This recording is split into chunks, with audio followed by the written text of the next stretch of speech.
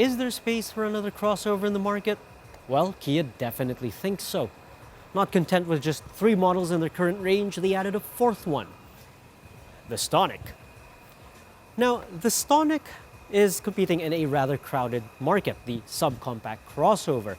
So it definitely has a tough challenge ahead of it. To see what it offers in the real world, let's take a closer look at it.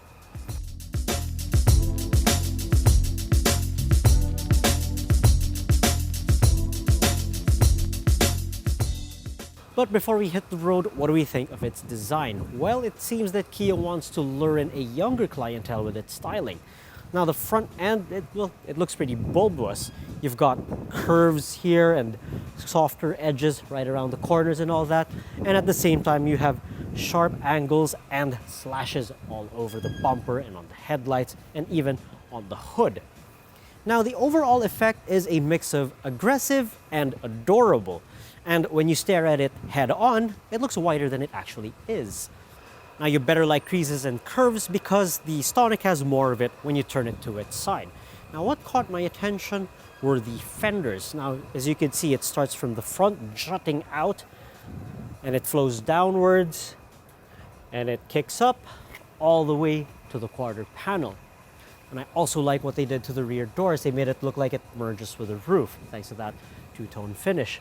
But what I do find unusual is this. Why didn't they make this panel straight? I mean, it has this weird curve down here. Anyway, onto the rear. Well, that wasn't a long walk to get to the back of the Stonic. I mean, it's not a long vehicle. But anyway, for all the styling quirks at the front and on the side, I have to say that the rear, well, it looks tame.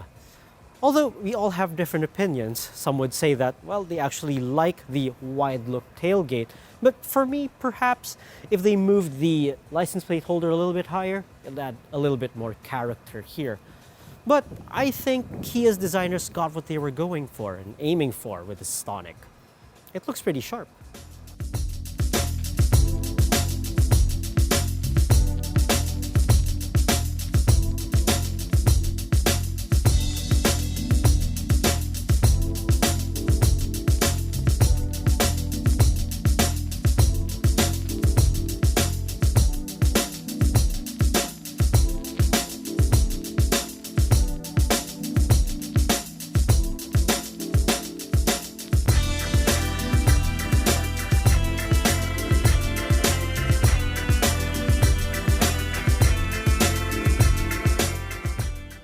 Now, if you've been in a new Kia recently, the interior of the Stonic should look and feel rather familiar.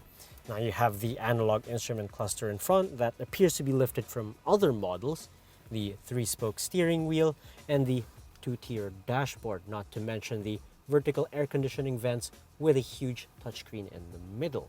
Now, whether that's a good thing or not is up to you, but think of it this way. If you're coming from an older Kia model and you want to get one of these, you don't have to adjust as much. And you can also have a comment about the hard plastics all over the interior. But remember, this is a budget crossover, not a Sorento.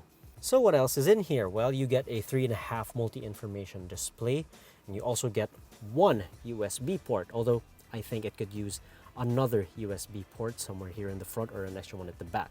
You also have one 12-volt socket and audio controls on your steering wheel. Now this is the EX model, the range topping model, so it gains a push to start button, automatic climate control, and height adjustable seats. Although that said, I think height adjustable seats should be standard in all variants of the Stonic. And now for the infotainment system, and well, all in all, it's very clean, it's very simple and uncluttered. Now, an infotainment system can also make or break a sale. Now, thankfully, the one in the Stonic is pretty comprehensive because it comes with Apple CarPlay and Android Auto. It also has the new look of Apple CarPlay and Android Auto. So, again, you get the feeling that you're getting something bang up to date. As for usage and ergonomics of the infotainment screen, again, everything's laid out in front of you and the processing speeds are pretty quick too. All in all, I would rate this infotainment system pretty high. Now for a small vehicle, the Stonic provides a decent amount of legroom, as you could see here. Now, I know I'm not the best judge of legroom, but I reckon those with longer legs would be pretty comfortable back here. And no, the driver's seat isn't in my position. It's actually in Barney's position, and he's 5'9". Now, those with longer legs, they could stretch out a little bit, but those with longer torsos, they might have to, duck their heads a little bit because it has a sloping roofline. And me, who's 5'4", I have about this much space, so anyone who's a few inches taller than me, they'll have to duck because of the roof. So we return to the back of the Stonic, and as I mentioned earlier, legroom's pretty good, but that does come with a price, and that's the cargo area. It has 325 liters worth of space back here, and that sounds more like small hatchback instead of crossover. But at least the floor is wide and it's flat, so it maximizes the limited space available. And if you need to expand it, you can fold it with just a pull of a tab from the back seats.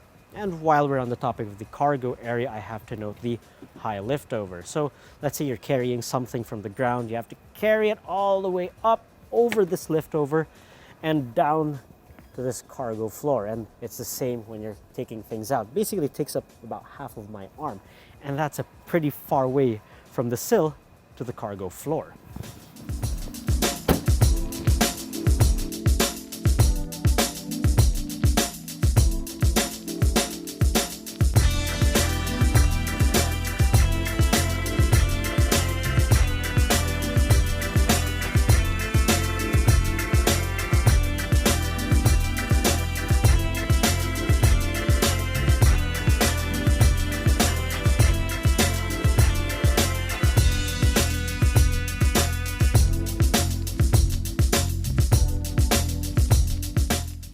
Now we're out on the road with the Kia Stonic EX, and let's start with the ride and the comfort.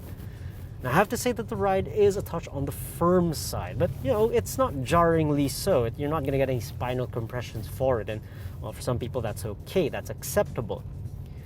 Now I also have to say that the impact harshness is decent. You're going to hear the bumps and the clunks, but it's not disconcerting. Now, perhaps the reason for its firm ride is its limitations in size. Now, you have to remember, smaller cars tend to ride stiffer compared to larger cars because they're limited by their wheelbase. But perhaps, if I could make a suggestion, they could add a little more padding on the seats, and while we're at it, they could move the lumbar support a little bit lower down just to make it, a tad more comfortable. However, there is a trade-off to that firm suspension, and that's handling, and I mean that in a positive way. The Seltos handles pretty good, and I know it's not supposed to be a canyon carver or any of that, but I also have to point out that the steering is sharp and direct, and dare I say it, precise, especially for what it is. That gives the Stonic, pretty good maneuverability. And while we're on the subject of maneuverability, that's aided by the fact that it has very light steering. Of course, the drawback of that is limited feel. But then again, this is a family car, or at least a car for young families, so I don't think that should matter too much. Now for the engine, and this is powered by a 1.4 liter with 100 horsepower. So of course, this car doesn't have any performance inclinations. But for what it is, it's not too bad. However, I have to note that the transmission is geared more towards economy instead of acceleration. So it's very, very eager to upshift and rather reluctant to downshift in the bid to get more kilometers per liter out of the engine. Of course, the trade-off to that is good fuel economy. Now, we got up to 18 kilometers per liter with it out on the highway, and in the city, you're looking at about 10 to 11 kilometers per liter. In lighter traffic, you can even go as high as 14 kilometers per liter, and that's creeping in on diesel territory. Now, when it comes to safety, I am glad to report that the Stonic EX comes with stability control, and I say that's a very good complement to the already sharp handling. So not only does it corner well, it can also help you pull you out of an accident or potential accident thanks to that active safety system. Of course, it would be nice if they added it to the rest of the range. Now, before you wrap things up, well, you have to know that the Seltos has 185 millimeters worth of ground clearance. It's higher than your standard hatchback or subcompact car, but it's not like SUV high or any of that. So if you see a flood in front of you and you're having second thoughts about it, don't dare to try and cross it.